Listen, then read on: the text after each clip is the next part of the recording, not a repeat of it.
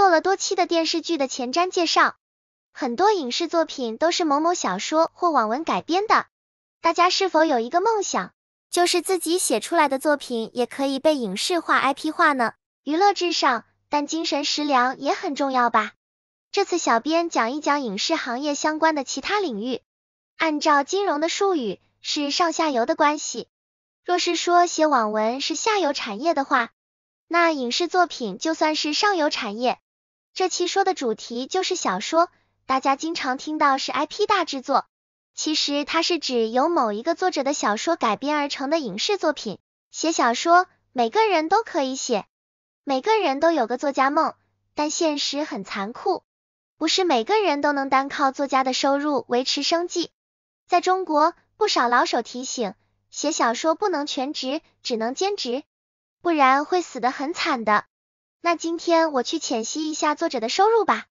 先说一下在中国，小说写作的网站当然也是阅读网文的网站，是分为很多层级的，呈现金字塔的结构，哪个行业也会有类似的结构，有大规模、中等的和小虾米级别。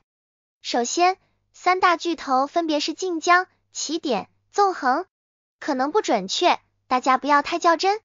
晋江、纵横、起点，同样的问题，只不过不同的网站，他们擅长不同类型的文风。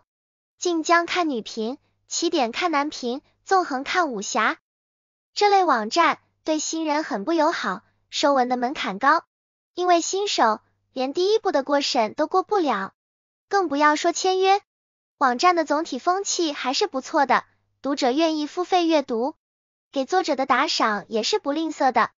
但这些读者大部分是老书虫，对文的质量要求高，文笔够好，逻辑没有问题是最基本的要求了，就是大神们的聚集地，他们都有自己的固定读者群了，拿全勤的不是大神的追求，这只会是他们的 bonus 而已。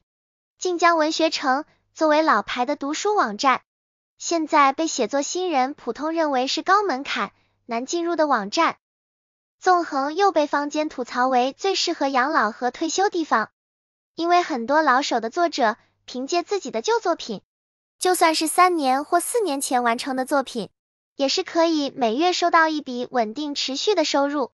该类的网站让人又爱又恨，因为你进入了，就表示你的收入有保障。先去看看各家的全勤奖，带你们看看网站的作家区的公告吧。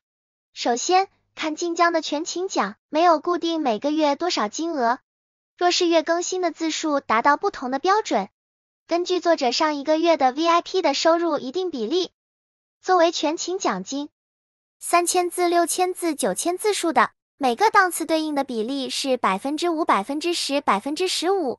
纵横的全勤奖，请看3个档次300到1000元。起点的全勤奖，他家不叫全勤，叫保底，1000字10元起。小编初步估算，如果日更4000字，按照31天计算，字数一共为124000字，拿到的全勤是1240元。以上都是以人民币为计量单位。说完了第一梯队的网站，说一下第二梯队的吧。这个梯队里的网站统计不完全，小编说的也不见得就是准确的，请多多包涵。因为现在免费的小说都很多，上述第一梯队的网站都面临市场被蚕食了。在第二梯队的有番茄小说、网飞、卢咪咕、潇湘、昆仑、红袖天象、奇妙小说、17K 小说网、豆瓣、知乎、七猫等等，收费和不收费的，都是中小网站在这些年崛起，网文的读者都有降龄化的趋势，集中在14到24岁的年轻人。怪不得一到寒假和暑假，网站的数据好看很多，书网的相关产业都很活跃。最后第三梯队，小虾米级别的网站，可能是服务于小众群体，他们通常没有什么知名度，靠读者和作家们的口口相传，就是指口碑而成长起来的。他们可能会一夜之间就卷款跑路，或者是拖欠稿费等等的突发状况。这类的网站通常都不是太多人的第一选择，至少不是作家们的第一选择吧，读者们随意。